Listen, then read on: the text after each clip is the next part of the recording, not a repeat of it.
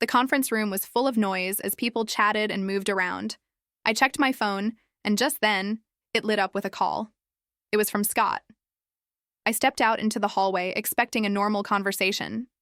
Maybe he would ask how my trip was going or when I'd be home. But what I heard instead stopped me in my tracks. Scott's voice sounded cold, even a little proud. "I'm divorcing you," he said. "I already sold the apartment, so you'll need to figure out where you're going to live. Enjoy that." For a moment, I couldn't breathe. I just stood there stunned. I couldn't believe how heartless he sounded. There was no kindness, no regret, nothing. It was almost like he enjoyed telling me.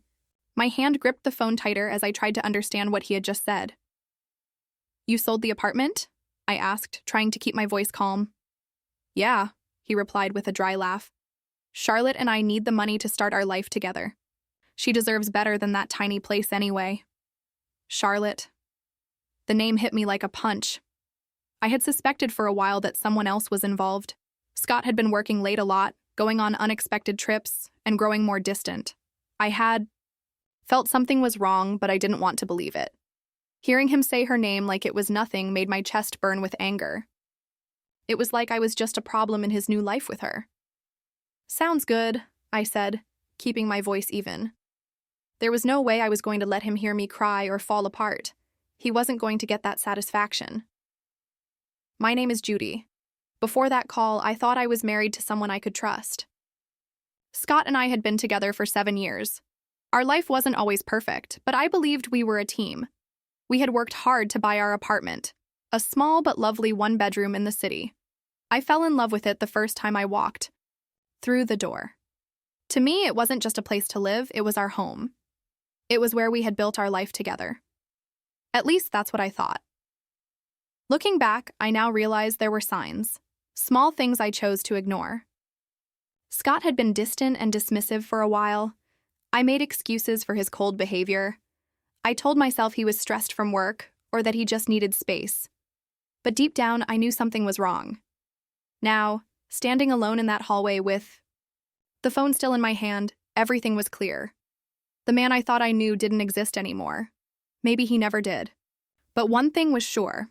I had to start over, without him, and without the home we once shared. Whenever I asked Scott about our money or how we were doing financially, he would just smile and kiss me, brushing off my concerns. He always acted confident, like everything was under control. I used to think that confidence came from him being smart with money, but now I understand it was something else. He wasn't being honest. He just knew how to charm me so I wouldn't ask more questions. He knew how to distract me so he could keep control. The rest of that day felt like a dream I couldn't wake up from. Everything around me was a blur. I sat through meetings with clients, pretending to listen and nodding at the right times, but my mind was somewhere else. All I could think about was what Scott had done. He thought he had won. He believed he could just take everything from me, sell the apartment I had worked so hard to make into a home, and walk away without any consequences. But there was something he didn't know. He didn't realize that the apartment wasn't in both our names anymore. Months earlier, we had refinanced the mortgage. When we did that, I had the ownership of the apartment changed to my name only. Scott didn't think much of it at the time. He just signed the papers because it meant we would get a lower interest rate. He never asked about the details. He didn't read what he was signing. His mistake was going to be the very thing that saved me. By the time I got back to my hotel room that evening, I wasn't shocked anymore. I felt strong. I wasn't going to cry. I wasn't going to beg. If Scott wanted a fight, fine, because now I was ready to fight back. And I was going to win. The first person I called was Madison. She's not only my lawyer, but also a good friend I've trusted for years. I explained everything to her slowly, making sure not to miss a single detail, even though my heart was beating fast the whole time. "He sold the apartment?" Madison asked, clearly surprised. "Does he even know he can't do that without your permission?" "Apparently not," I said, starting to smile a little. "He thinks the money is already his. He's probably planning a new life with Charlotte. Right now," Madison let out a dry laugh. "Well, he's in for a surprise. That sale isn't legal." You can prove the apartment is yours alone. And if he took money from the buyer, he could be in serious trouble. That's fraud. Hearing the word fraud made me feel something I hadn't felt all day. Hope. Maybe even a little satisfaction. What do we need to do? I asked. First, we'll let the buyer know the sale isn't valid, Madison said. Then we'll send Scott a formal letter explaining the legal consequences. And if he tries anything else, we'll take him to court. I hung up the phone with a clear plan and a strong heart. Scott had made a big mistake. And now I was ready to make things right. I felt a strange kind of peace wash over me. Scott thought he had tricked me. He believed he had all the power and that I was left confused and helpless. But the truth was very different. He had set himself up for a big fall, and he didn't even see it coming. The rest of my work trip passed quickly. I pushed my feelings aside and focused completely on my job. I stayed busy, pouring my energy into my tasks. Yes, the betrayal still hurt, but I didn't let it control me. Instead, I found strength in the idea of taking back my life. I imagined the look on Scott's face when he realized that I wasn't as weak as he thought. That image gave me something I hadn't felt in a long time, a real sense of purpose. When I boarded the plane to go home, I felt ready. Ready to deal with Scott. Ready to tell the truth and stop hiding. Ready to start over. This wasn't just about getting even. It was about getting my power back. It was time to move forward without him. During the flight, I had plenty of time to think. I looked back at how things had fallen apart. Scott had been so full of himself, he didn't even try to hide what he was doing. It was like he thought I was just something in his way, something to get rid of so he could be free. But instead of getting angry again, I focused on what I would do next. He thought I had no options, but he didn't know I had already made smart choices that would protect me. Without realizing it, I had been preparing for this moment for months. As soon as the plane landed, I called Madison. "I'm back," I said, dragging my suitcase off the luggage belt. "What's the next step?" "We've already told the buyer about the problem," she said, her voice calm and professional. "They were shocked, as you can imagine. They're not happy with Scott, but they're willing to help us, which is good." "And Scott?" I asked. "I sent the formal letter to his email this morning," she replied. "It clearly explains that the sale is illegal, that you own the apartment, and that what he did could be considered fraud. He hasn't replied yet, but I'm sure he's angry." Good, I thought. Let him be angry. Let him worry. When I got home, the apartment was strangely quiet. Scott's things were still there. His jacket hung over a chair and his shoes were by the door like always. But something had changed. The place didn't feel the same. It felt like the space had shifted. It no longer felt like our home. It felt like mine. I was ready to start fresh, and this time, on my terms. I took a deep breath and set my suitcase down. I knew that sooner or later I would have to face Scott, and I was right. He stormed into the apartment that evening. His face was red with anger, and he was holding his phone tightly in one hand. "What is this?" he yelled, waving the letter Madison had sent him.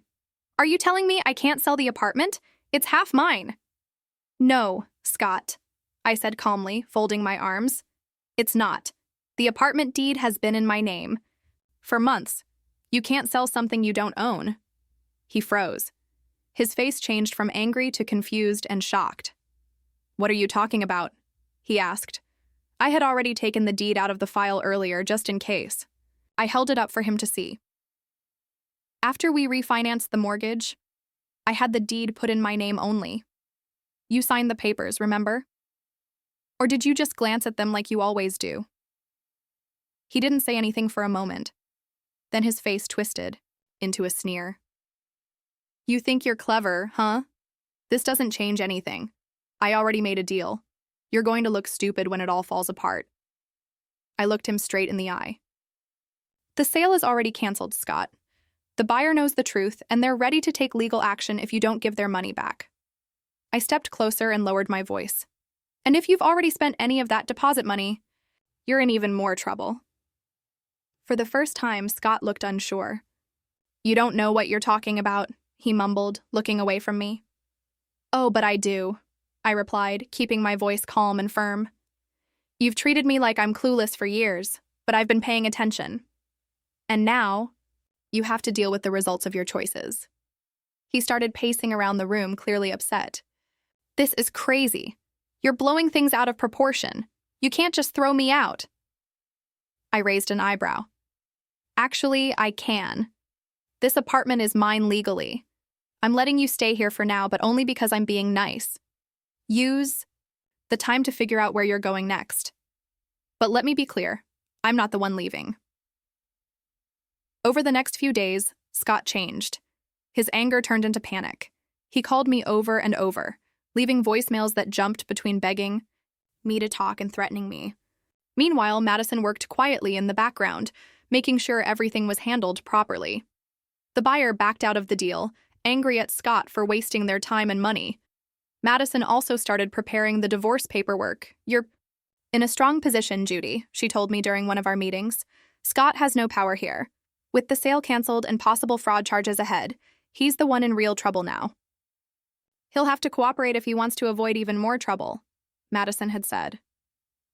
Her words made me feel better, but they also reminded me of something painful. I had let Scott control my life for years. I had ignored the way he brushed me off and acted like he knew everything. I told myself it wasn't worth the fight. But now I saw how much I had given up to keep the peace. I was done doing that. I was ready to take back control. One evening, my best friend Kelly came over to help me clean up and reorganize the apartment. We started packing up Scott's things, putting them neatly into boxes and stacking them in the corner of the living room. How's he handling all of this? She asked with a grin, holding up one of his flashy ties. Not well, I said, laughing a little. He still thinks he can talk his way out of it, but I'm not giving in. Good, she said, tossing the tie into the box. He doesn't deserve any more of your space or your time. I nodded, feeling thankful. For a long time, I felt alone in my marriage. I was the one carrying the emotional weight and the financial responsibilities, while Scott acted like he was the hero. But now, I had support. I had friends who were really there for me, and that changed everything. The final moment of my plan came the day Scott brought Charlotte to the apartment. I was sitting at the dining table, going over some paperwork, when they walked in like they owned the place. Charlotte looked around with a smug smile, her arm wrapped around Scott's. So this is where we're staying, she said, her voice full of confidence. I stood up. My heart was beating fast, but I didn't let it shake me. I looked straight at her. No, I said firmly. This is where Scott was staying. You won't be staying here at all. Charlotte's smile faded. She looked at Scott, confused. He looked just as surprised. What is this? He asked, his voice rising. This, I said, motioning to the apartment around me, is my home. Not yours. Not hers. And definitely not a hotel for you to move into after betraying me. Charlotte didn't say anything, but her face turned cold. Scott looked like he was going to explode. You can't do this, he shouted. You're being unreasonable. I didn't flinch. No, Scott. What's unreasonable is thinking you could sell my home, take the money, and leave me with nothing. You're lucky I haven't pressed criminal charges yet, he stood in the doorway, face red, fists clenched. Charlotte crossed her arms, clearly uncomfortable. You're being ridiculous, Judy, he said, his voice now full of panic. You can't just kick me out of my own home. I looked him in the It's not your home anymore. I took a step forward, keeping my voice calm but firm. This is my home, Scott. The apartment has been in my name for months, and you know that. You signed the paperwork without even reading it, like you always do. So no, this isn't your home anymore. Charlotte looked at him, her hand tightening around her purse. Wait, what is she talking about? She asked sharply. You told me this was your apartment. You said you sold it. Scott flinched and tried to brush it off. It's complicated. I'll take care of it. Oh, it's not complicated at all, I said, stepping closer. You tried to sell a place that doesn't belong to you. That sale isn't legal, Scott. And right now, you have no ground to stand on. Charlotte's face changed. Her confident look faded. Wait, you mean the money? The money you said you had? She stopped mid-sentence, her voice getting louder. Oh my God. Did you lie about that too? Charlotte, let me explain, Scott said quickly, holding up his hands. No, I said, cutting him off. I'll explain. Scott tried to sell this apartment behind my back. He thought he could take the money and leave me with nothing. What he didn't know was that I already had the deed changed to my name months ago. So not only did he fail to sell it, but he also committed fraud by pretending he could. Charlotte's mouth opened and closed like she didn't know what to say. Fraud, she whispered, stepping away from him. Are you serious? Yes, fraud, I said, folding my arms. And I'm ready to press charges if he doesn't pack his things and leave by the end of the day. Finally, Scott's confident act broke. You can't do this, Judy, he said, his voice now begging. We've been together for 7 years. You can't just kick me out. You kicked me out the moment you made that phone call, I replied, my voice growing cold. You told me you were divorcing me and laughed while saying I'd need to find somewhere else to live. You didn't just betray me, Scott. You tried to destroy me. So don't stand there pretending to be the victim. Charlotte stepped back, again, her eyes jumping between the two of us. This is insane, she muttered, clutching her purse. You didn't tell me any of this, Scott. You said everything was under control. He turned to her, looking desperate. Charlotte, I can fix this. I just need... She cut him off, raising her hand. Don't. Just don't. I'm not getting involved in your mess. Without another word, she turned around and walked out, leaving him standing there, stunned and speechless. I couldn't help but smile a little as the door closed behind her. Looks like you're on your own. I turned back to Scott and said, Now let's talk about what happens next. He sank into the couch and put his face in his hands. Judy, please, I messed up, I know that. But you don't have to do this. You're right, I said, walking to the kitchen and picking up a folder. I placed it on the coffee table in front of him. I don't have to do this, but I am doing it. These are the divorce papers. My lawyer has already prepared everything. I suggest you sign them soon. The faster you do, the faster we can both move on. He looked at the folder, his face pale. You really hate me that much? Hate you? I gave a bitter laugh. No, Scott. I don't hate you. I actually feel sorry for you. You had everything. Someone who loved you, a home we worked hard to build, and you threw it all away because you couldn't see past your own pride. I stood tall. My heart was racing, but I didn't back down. I want you out of here by the end of the day. Pack your things and figure out where you'll go. This is the last time I'll show you any kindness. He opened his mouth to argue, but then stopped. His shoulders dropped, and he gave in. Fine, he said quietly. I'll go. Good, I said as I walked toward the door. And don't even think about pulling any more tricks. Madison, my lawyer, is handling everything. Now. If you cross the line again, I won't hesitate to let the courts deal with it. I opened the door. Scott slowly stood up and grabbed his coat. He didn't say anything or look at me as he walked out. His steps were slow and heavy. For a moment, I felt a little sad. Not for him, but for the life we could have had if he had been the man I thought he was. But that feeling passed quickly. What came next was relief. I closed the door and locked it with the new key I had made. This was my home now. And no one, especially not Scott, was going to take it from me again. Silence in the apartment after he left was loud. For the first time in years, I could actually breathe. The space felt different now. It wasn't full of his presence, his attitude, or his lies. It was just me. Me, the home I had built, and the quiet, powerful feeling that I had won.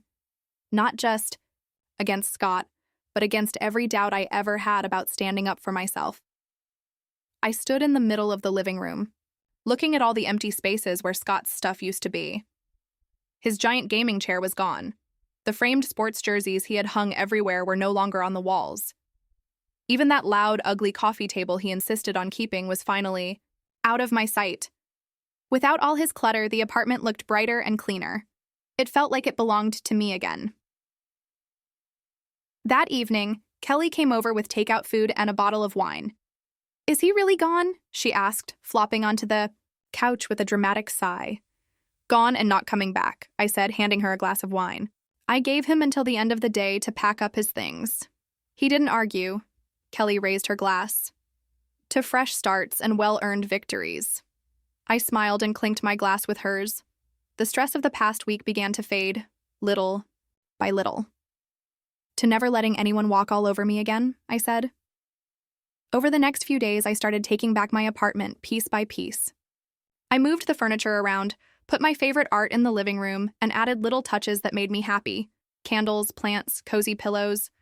It wasn't just about decorating. It was about making this space reflect who I really was.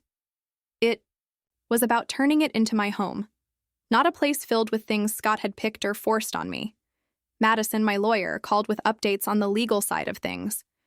Her voice was strong and confident, which made me feel even more sure of myself. "The fraud charges are off the table since the buyer isn't pushing forward," she explained. "But the divorce is moving along smoothly. Once Scott signs the papers, you'll officially be free." That word, free, made my chest feel tight. It wasn't just about the end of the marriage. It was about letting go of years of pain, anger, and self-doubt. I had spent so long feeling stuck, like I had to accept whatever little bit of love or respect Scott gave me. But now, that weight was finally lifting. Scott tried to contact me a few times. His messages were a mix of weak apologies and attempts to make me feel bad. "I made a mistake." One message read, "Can't we at least talk?" Another said, "You're going to ruin me, Judy. Is that what you want?" I didn't respond. For once, I wasn't going to spend my energy trying to fix something that couldn't be fixed. Scott had made his choices. Now he had to live with the results. By the end of the week, the apartment felt like a whole new place. Warm, peaceful, and completely mine. I sat on the couch with a cup of tea looking out at the city lights. I thought about everything that had happened. Scott's betrayal had hurt, yes. But it had also opened my eyes. For too long, I believed I didn't deserve better, that I had to settle for whatever Scott gave me. But not anymore. Now I knew the truth. I wasn't just getting my apartment back. I was getting myself back. I was getting my life back. A month later, everything looked different. The apartment didn't change because of a big renovation. It changed because of how it felt. It finally felt like me. Every corner showed my taste, my personality, and the freedom I had found. Without Scott's mess and his controlling presence, the whole place felt lighter. It felt peaceful. The divorce was going smoothly. Madison took care of everything with care and skill. Scott didn't have a chance to cause trouble or delay things. He signed the papers without a fight. Maybe he realized he had no power left. There was no big argument, no last-minute apology, no begging. It was a clean, quiet ending. A little sad, but mostly, it felt like a deep breath of relief. One afternoon, while I was going through old papers, I found a photo of Scott and me from the early days of our relationship. We were smiling, our arms around each other, looking so hopeful. I looked at it for a moment, letting the memories come back. There had been good times. Back then, I really believed we were building something strong. But those moments had faded, buried under years of hurt, lies, and control. I put the photo in an envelope and placed it in a drawer. I didn't want to display it, but I wasn't ready to throw it away either. It was a part of my story, but it didn't define who I was anymore. To celebrate the final divorce, Kelly and I went out for dinner and drinks at a rooftop bar downtown. "You're glowing," she said, raising her glass. "Single life looks good on you." I laughed, feeling truly happy for the first time in years. "It's not just being single," I said. "It's the freedom. I'm finally living life by my rules." We raised our glasses and toasted to that. As the night went on, I felt proud of myself. I had gone through one of the hardest experiences of my life and came out stronger. I wasn't just surviving. I was growing and becoming someone I was proud of. Back at home, I started thinking about the future. The apartment had become more than just a place to live. It was a symbol of everything I had taken back for myself. Still, I knew I wouldn't stay there forever. One day, I'd move to a new place, somewhere without any reminders of Scott or our past. But for now, I was happy. I was free. And I was ready to make the most of every moment in the space I had made my own. That night, I curled up on the couch and felt a deep sense of peace. I thought about that phone call, how Scott had laughed, so sure he had won. I smiled to myself. His pride had led to his downfall, and my calm strength had helped me get through it. This wasn't just the end of a marriage. It was the start of a new chapter in my life. A chapter where I was in control. A chapter where I chose happiness in my own way. For the first time in a very long time, I felt truly free.